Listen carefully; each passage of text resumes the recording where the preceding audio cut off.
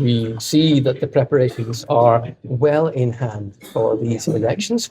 There will inevitably be challenges. You have a huge country with a huge population, and it is the first time for many of your citizens to go to the polls for a number of reasons.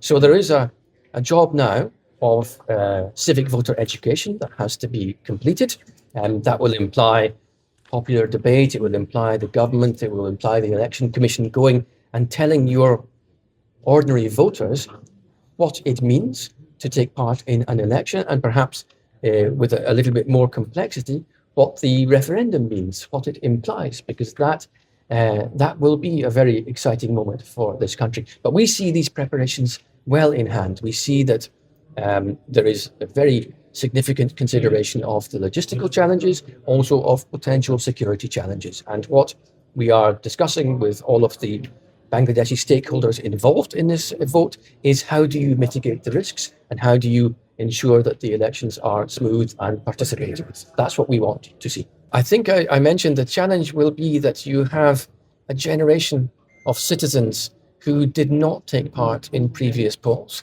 either because they rejected the polls themselves because they knew they would not be free and fair, or they feared that the act of voting would be accompanied by violence. So you have a whole generation of individuals, and maybe more, who have never cast their vote.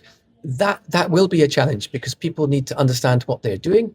Logistically, on the day of the election, the day of the referendum itself, people will need to understand what they're doing before they turn up to vote, so that they will be able to vote on time. I just learned that there will be an extension of the voting time foreseen by the Election Commission, which I think is very wise, because you will have delays due to this political history of your country.